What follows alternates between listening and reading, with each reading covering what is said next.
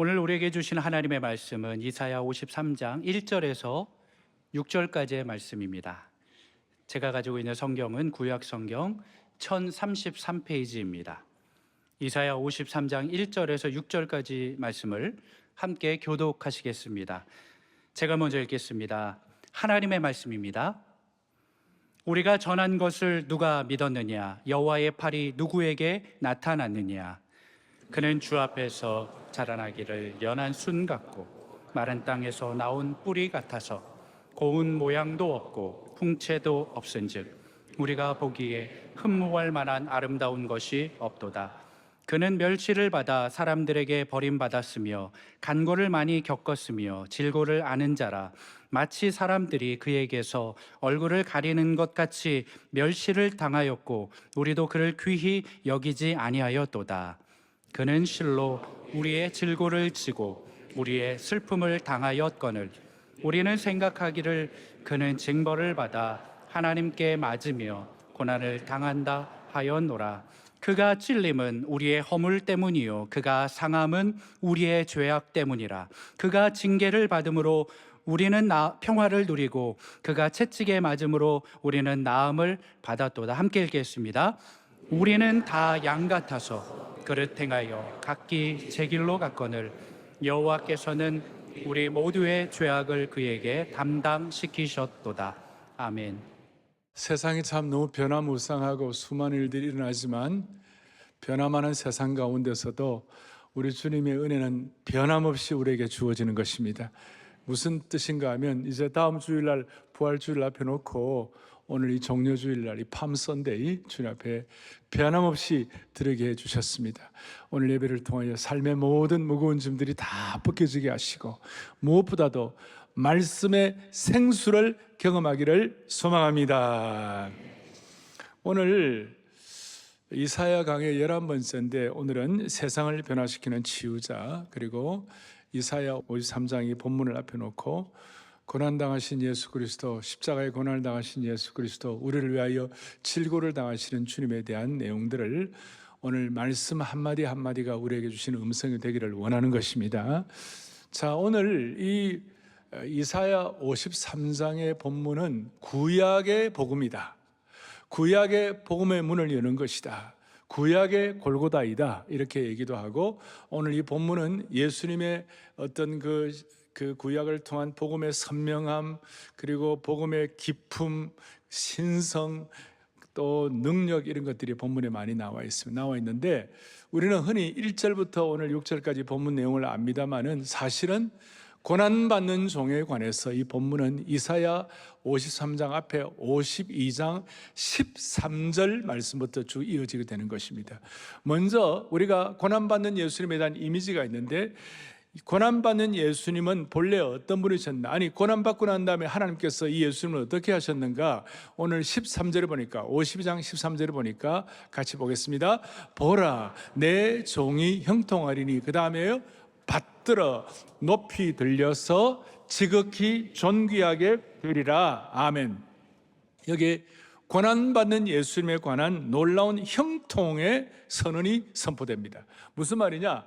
고난받으시지만 첫째는 받든다, 두 번째는 높이 들린다, 세 번째는 지극히 존귀하게 된다. 벌써 여기에 복선으로 반전의 역사를 넣어놓은 것입니다. 수많은 고난과 고통이 있지만 하나님은 이 고난받는 종을 통해 첫 번째 뭐 한다고요? 받드신다. 두 번째 뭐 한다고요? 높이 들리신다. 세 번째 뭐예요? 지극히 존귀하게. 받든다는 말은 다시 일어나신다. 다시 일어난다. 어떤 사람도 경험해 보지 못한 받들림을, 특별히 부활을 상징한다고 해도 무리가 아닌 것입니다. 고차원적인 존재로 승격되셨다는 것입니다. 그 다음에 높이 들렸다는 이 말씀은 빌립보서 2장 9절 잘 아시는데 같이 보죠. 하나님이 그를 지극히 높여 모든 이름 위에 뛰어난 이름을 주셨다. 아멘.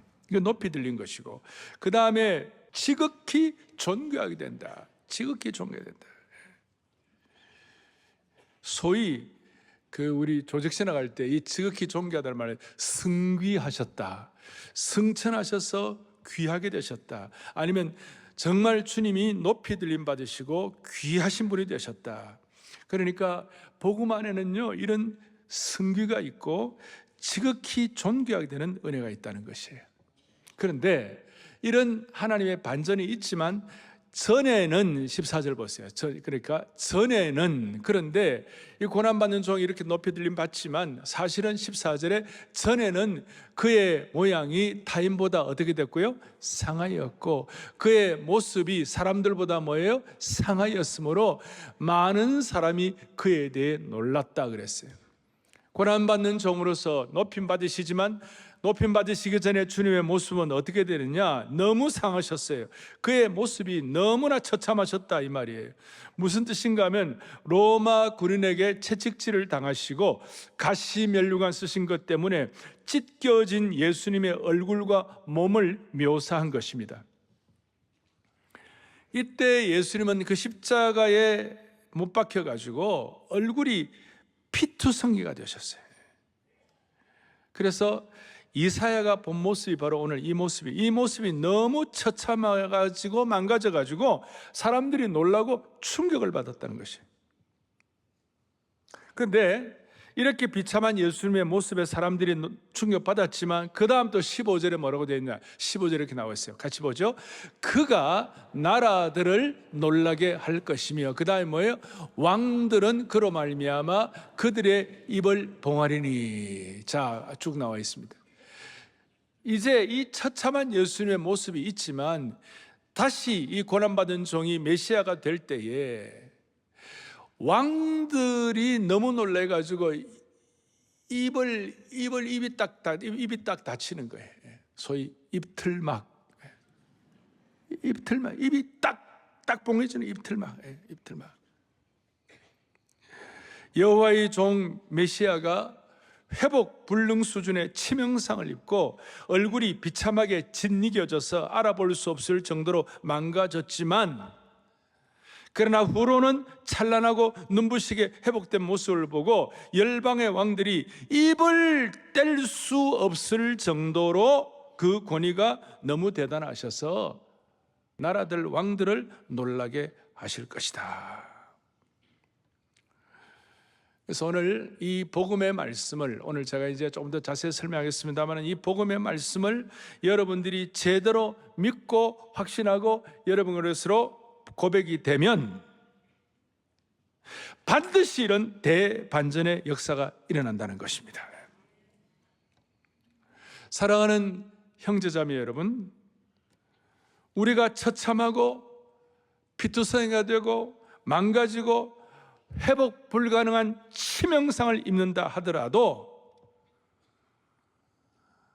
너는 피투성이라도 오늘 이 말씀으로 다시 살아나라, 다시 시작하라, 다시 회복하라.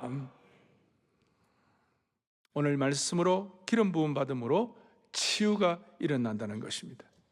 이 복음의 이 선명성에 대해서 전에는 잘 몰랐는데 마치 희미한 어두운 방 안에 무슨 희미한 그림자처럼 되어 있는데, 이제는 오늘 이 말씀의 빛이 확 비춰지고 조명이 되면 갑자기 어두운 방에 밝은 빛이 확 비춰져서 그 모든 사물이 명확하게 구분이 되는 것처럼 오늘 말씀이 여러분들을 그렇게 만들어 주실 것이라는 것이. 그리고 오늘 이 말씀은 교회 생활을 오래 하신 분들, 이사야 53장이 구약의 복음이라는 내용 많이들 알고 계세요. 그렇지만 오늘 제가 부탁하는 것은 이 말씀이 마치 여러분들이 처음 대하는 말씀처럼 그런 거룩한 낯섦과 새로움이 여러분들에 있기를 바라는 것이에요. 특별히 오래되신 분들 가운데, 이 암예배는 중직자들 오래되신 분들 많이 계시잖아요. 신앙생활 오래 하신 분들일수록 오늘 이 말씀을 새로움과 낯섦으로 한번 대보시기를 바랍니다. 자, 먼저 본문 1절부터 3절은 이렇게 시작이 됩니다. 예수님을 사람들이 거부하고 버리는 내용을 보여주는 것입니다. 아주 그릇된 평가가 나오는 겁니다.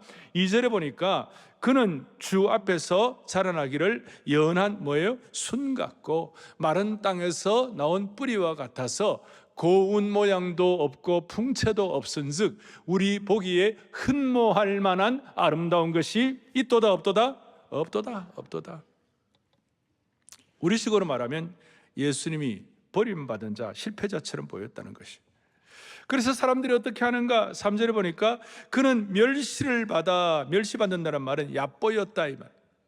사람들에게 얕보임을 받아가지고 사람들에게 버림받았으며 그 다음에 간고를 많이 겪었으며 질고라는 자라. 이 간고라는 말은 정말 이 어렵고 고통스럽다. 이 질고라는 말은 어떤 뜻인가? 질병으로 인한 괴로움이다 이런 뜻이에요.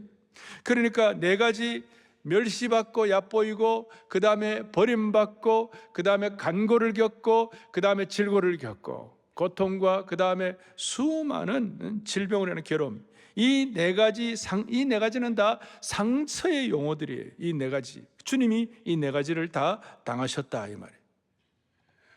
그러면 왜 주님이 다시 한번 뭘 받았어요? 멸시, 그 다음에 버림, 그 다음에 간고, 그 다음에 질고. 이 네 가지를 왜 이런 상처를 왜 입으셨을까? 그 이유가 뭘까? 4절 앞부분을 보니까 그는 실로 우리의 질고를 지고 우리의 슬픔을 당하였거늘. 이 실로란 말은 진실로란 말이 약자인데, 진실로 참으로 주님은 우리의 질고 겉으로 드러나는 질병을 지시고 또 우리의 슬픔은 우리의 내적인 정신적인 고통, 그러니까 내외의 고통을 다 짊어지셨다. 우리가 이 땅에 살아가는 동안에 수많은 육신적인 고통과 질병뿐만 아니라 우리의 정신적인 고통도 주님이 다 짊어지셨다. 할렐루야. 외부 내부 겉과 속에 수많은 상처와 보이지 않는 상처들을 주님이 다 짊어지셨다. 그런데 우리가 주님이 왜 그렇게 하시는가? 사람들은 착각을 한다는 것입니다. 4절 뒷부분을 보니까 우리가 생각하기를 그는 마땅히 징벌을 받아 하나님께 맞으며 고난을 당한다, 이렇게 우리가 오해를 하는 거예요. 여기에 대해서 이제 제대로 된 평가, 이사야가 명확한 선포를 하고 있습니다. 5절 앞부분에 뭐라고 나와 있는가?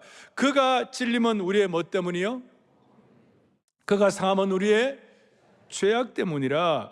예수님의 몸에 당하신 이 채찍 자국은 우리의 허물과 죄악 때문이라는 거예요. 여기에 허물이란 말은 율법을 의도적으로 깨뜨린 죄악이고, 그 다음에 여기에 죄악은 우리의 내적 외적 죄를 다 통칭하는 것이에요.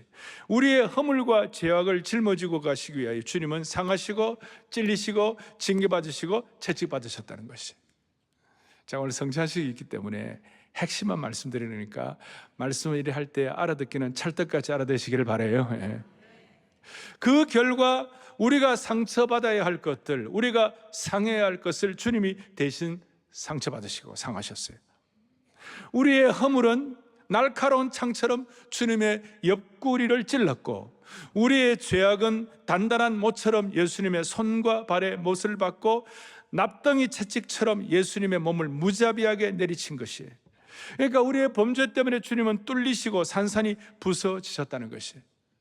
저는 어릴 때 이 고난주간 될 때마다 항상 이 성찬 앞에 놓고 들은 얘기가, 네가 머리로 지은 죄 때문에 예수님이 머리에 가시관을 쓰시고, 네가 못되게 허리로 지은 죄 때문에 주님이 허리에 장자국을 받으시고, 네가 손발로 지은 수많은 죄 때문에 주님은 손발에 못을 박히셨다. 이런 말 들어보셨어요? 암예배 때도 보니까 많이들 안 들어보셨더라고요. 주님은 불의한 재판 받으시고 벌거벗는 수치를 당하시고, 주님은 메시아의 권리를 박탈당하시고 조롱당하시고 다른 사람의 분노의 표적이 되시고 거부당하시고 육신의 허기짐과 갈증과 고통과 고뇌와 수치 가운데 결국은 죽음에 이르게 되신 거죠. 그러니까 예수님의 십자가는 인간 존재가 갖는 모든 상처의 수치스러운 운명, 수치스러운 역설이 여기에 다 담겨 있다는 것입니다. 왜냐하면 예수님이 역설이에요. 예수님의 생명 자체인데 그 생명, 영원한 생명이신 예수님이 죽임을 당하신 것이에요.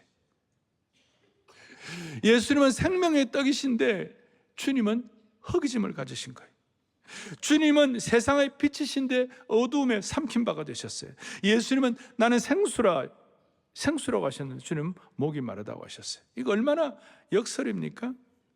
율법의 주인이신 분이 율법에 의해 부당하게 처형되시고, 거룩하신 분이 거룩하지 않는 자와 동일시되시고, 세상을 창조하시고 죽은 자를 일으키신 그분이 생명을 잃어 뻗어질 때까지 못 박혀 있으셨어요. 뭘 말씀하는 겁니까? 십자가의 고통은 우리가 상상할 수 있는, 아니 그리고 상상할 수 없는 그 이상의 상처와 고통까지도 다 포함된 것이다. 십자가의 고통. 우리가 하나님으로부터 얻어맞아야 되고, 우리가 죄죠, 우리가 하나님으로부터 일격을 당해야 되는데 우리 대신 예수님이 결정적인 타격을 받으신 것이, 그렇게 해서 주님이 그 십자가를 지신 결과가 무엇일까요? 오늘 5절 뒤에 보니까 그가 징계를 받음으로 우리가 뭘 누리고요? 평화를 누리고, 그가 채찍에 맞으면 우리가 뭘 받았다고요? 나음을 입었다. 이 적당한 평화가 아니에요. 적당한 나음이 아니에요. 온전한 평화, 샬롬의 경지에다가 참된 치유를, 회복을 주님이 허락해 주신 것이다. 그래서 우리는 이 5절을 가지고, 저는 이 5절을 가지고 이게 얼마나 나 이거 어릴 때 기억이 나요. 주님께서 우리에게 그가 찔림은 우리의 뭐예요? 허물 때문이요, 그가 상함은 우리의 죄악 때문이라, 그가 징계를 받음으로 우리가 평화를 누리고, 그가 채찍에 맞아 우리가 뭘 했어요? 나음을 입었도다. 그런데 이거는 그냥 일반적인 것이고, 이것이 여러분과 저에게 지금 접목이 되어 가지고 우리가 여기에 있는 복음의 신비의 능력을 우리가 지금 체험한다고 그랬을 때, 우리라는 말에다가 여러분 괄호를 하고 거기다 여러분 이름을 한번 넣어보시라고요. 우리 한번 본당, 또 별관 여러 군데서 예배 드리는 분들, 또 저기에 대부도도 그러고, 그리고 여기 방송으로 듣는 모든 분들, 또 미국에는 지금 현장 방송이 토요일 오후에 되고 있는데, 모든 분들이 한번 고백을 한번 해보세요. 그가 찔리면 땡땡땡 나의 허물을 때문에 내 이름을 넣어가지고, 그럴 때 복음이 주는 신비한 치유와 능력이 여러분의 것으로 접목이 될 것입니다. 그가 찔리면, 한번 우리 크게 또박또박 하겠습니다. 그가 찔림은 오정연의 허물 때문이요, 그가 상함은 오정연의 죄악 때문이라. 크게요. 그가 징계를 받음으로 오정연은 평화를 누리고, 그가 채찍에 맞음으로 오정연은 나음을 입었도다. 아멘. 이걸 여러분들이 제대로 선포할 때 세상이 알 수 없는 이상하고도 특별한 치유가 여러분들에게 일어나게 될 것입니다. 저에게는 이 말씀이 내게 어떤 은혜가 있었던가. 저는 어릴 때부터 이렇게, 제가 이제 사역 시작하고 지금 한 45년 좀 넘었는데요, 79년도에 부활절 때 그 대학부에 제가 책임을 맡아갖고 사역하기 시작. 지금까지 이제 한 45년이 넘었네요. 저는 그 주신 은혜가 늘 귀해서 제가 잘 메모를 잘 하는 편이에요. 그래서 1년에 제가 메모 수첩을 많을 때는 한 5권, 적을 때는 한 3권, 평균 한 4권 정도. 저는 그 기억이 기록을 대신할 수 없다를 믿는 사람이에요. 그리고 역사를 창조하는 것도 중요하지만 역사를 기록하는 것도 의미가 있다 생각하는 사람이에요. 그래서 저는 적자 생존을 믿는 사람이에요. 아직까지 못 깨달으셨죠? 적자 생존이에요, 적자. 예? 그걸 제가 믿는 사람인데, 그래서 제가 지난 보니까 거의 한 180권 정도 메모 수첩이 있어요. 요즘 뭐 컴퓨터에도 이걸 입력을 해놓기도 하지만, 그래도 아직까지 그 어떤 독특한 그 느낌을 컴퓨터가 못 해줘요. 근데 내가 언제 이사야 53장 이 말씀의 은혜를 받았던가 하고 적었던 것 보니까, 제가 사역의 초창기에 개척하고 한 1년쯤 뒤에 참 마음이 짐이 많았어요. 31살 때 교회를 개척해가지고 하는데, 뭐 나이도 내가 어렸을 뿐만 아니라 그 개척에서 오는 수많은 그 참 갓난신고 어려움도 많이 있었고, 또 내가 갖고 있는 부족함 때문에 갖는 연약함도 있었고, 여러 가지들이 이렇게 막 축적이 돼가지고 나를 억눌렀어요. 제가 이 뭐 자세한 그 사건들을 다 말할 수 없지만, 그런데 제가 그래서 내가 기도원을 좀 가야 되겠구나. 그래서 그 캘리포니아 그 로스앤젤레스 지역에서 오렌지 카운티에서 한 80마일쯤 떨어진 데 해맷이라는 곳이 있는데, 거기에 기도원이 있었어요. 근데 미국식으로 수양관인데 크지 않는 조그마한 수양관인데 수양관 이름이 갈라디아서 2장 20절 수양관이었어요. 이름 멋있죠, 그죠? 그리고 부제가 뭐냐면 나는 죽고 그리스도만이라는 수양관이었어요. 그리고 그 수양관은 나지막한 이게 이제 광야에 있었는데 그 광야에 자그마한 언덕이 있었는데 그 수양관하고 언덕에다가 큰 나무 십자가가 있었어요. 그 나무 십자가가 있고 나무 십자가 밑에 돌무더기를 쌓아놓고 그래서 제가 그 이른 새벽에 일어나 가지고 그 큰 나무 십자가 밑에서 무릎을 꿇고 십자가를 바라보면서 기도하는데 마음속에 놀라운 말씀이 저를 비춰주셨어요. 그 비춰진 말씀이 오늘 이사야 53장 5절이었어요. 그게 뭐냐면 그걸 이제 제가 사역일기에 적어 놓았는데 그가 채찍에 맞음으로 우리는 나음을 받았도다. 그가 채찍에 맞음으로 오정현이가 나음을 받았도다. 그러면서 제가 깊이 깨달은 게 뭐냐면 예수님께서 뭐라고 말씀하셨냐면 나의 십자가의 상처를 통하여 너의 상처가 치유되리라. 예수님의 십자가의 상처를 통하여 저의 상처가 치유되리라. 이게 그냥 아주 심플하고 단순하지만 분명하게 이 말씀이 제게 깨달아졌어요. 예수님의 십자가의 상처 위에서 너가 나음을 입으리라. 이게 하루 종일 묵상이 되었고 계속 반복을 하면서 암송을 했고 그래서 주님이 채찍에 맞으심으로 주님이 상처받으심으로 내가 나음을 받았구나. 그걸 그냥 계속 반복을 하는데 제가 가진 수많은 상처들, 수많은 짐들 제가 다 설명을 못하지만 또 사람들이 잘하나 보자부터 시작해가지고 수많은 일들 그리고 그날 밤에 잠을 자고 다음날 아침에 일찍 일어나서 그 말씀을 묵상하면서 나의 십자가의 상처를 통하여 너의 상처가 치유될 것이다. 그래서 일어나고 또 언덕 위에 십자가 기도를 하는데 갑자기 산등성에서 아침에 태양이 막 떠오르는데 말라기 4장 2절 말씀이 제 마음에 떠오르면서 막 기쁜 거예요. 볼까요? 내 이름을 경외하는 너희에게 뭐예요? 공의로운 해가 떠올라서 치료하는 광선을 비추리니 너희가 나가서 위안간에서 나온 송아지같이 뛰리라. 할렐루야. 그때부터 제가 뛴 것 같아요. 특세를 하면 뛰기 시작하고 마치 송아지처럼 뛰는 힘이 생기기 시작했어요.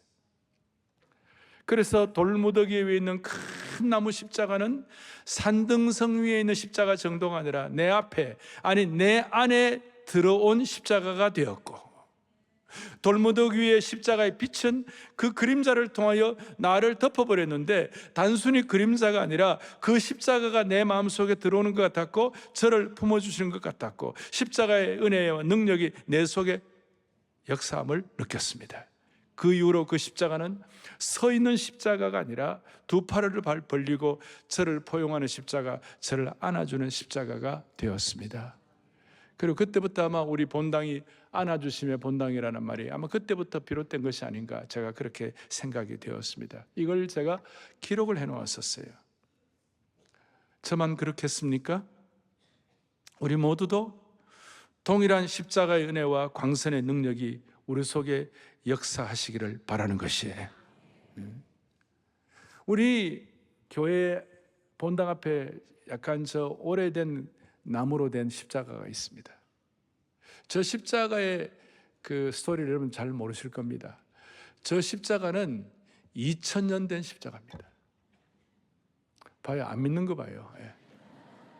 저거는요, 갈릴리 바다에 그 배가 파선이 되어 가라앉았는데 그 가라앉은 배에서 나온 나무를 가지고 십자가를 만들었어요. 진짜가 그러지 말고 탄소 동위원소에 보면 2000년제가 나옵니다. 그 이유는 뭐냐? 2000년 전에 예수님의 십자가의 상처가 오늘 수많은 우리 교우들의 상처를 치유하게 하여 주옵소서. 여러분 확신하세요. 2000년 전에 예수님의 십자가의 상처가 오늘 나의 상처를 치유할 것이다. 그게 십자가의 신비예요. 그 십자가의 그늘이 오늘 내 삶을 덮어주시고 십자가의 빛이 오늘 나를 비춰주시옵소서. 그래서 그 십자가를 통한 저의 상처가 치유되고 저를 새롭게 하는 느낌을 받고 난 다음에 그때 이후로 저는 많은 문제들이 해결되지 않고 고통스럽고 힘든 거 많아도 아침에 자고 일어나면 다시 주님이 제 마음을 한결같이 치유해 주시는 것을 느꼈어요. 그러니까 힘들어도 이 십자가의 능력과 은혜 때문에 거룩한 낙관주의자로서 살아갈 수 있는 힘을 얻었다 이 말이에요. 여러분 우리나라가 좀 시끄럽습니다. 그리고 여러분들 개인과 가정의 삶에도 수많은 어려움들이 있습니다. 여러분 가정은 하나님의 은혜를 주셔서 가정 천국이더라고. 가정은 이 땅의 천국 예고편을 만들어 놓았는데 이 땅에 있는 사람들은 다 자기 잘나고 자기 주장하고 자기 고난 쓰고 하고 가정이 지옥의 예고편이 되고 있는 거예요. 그런 가정들마다 온 이 상황이 어려운 상황들마다 무슨 일이 벌어지는가? 오늘 십자가의 능력을 주시면 하나님이 이 민족을 그래도 거룩한 하나님의 방법으로 치유할 것을 믿어야 되는 것이에요. 우리 모두에게는 상처가 다 있어요. 우리가 상처를 줄 수도 있고 받을 수도 있는 거예요.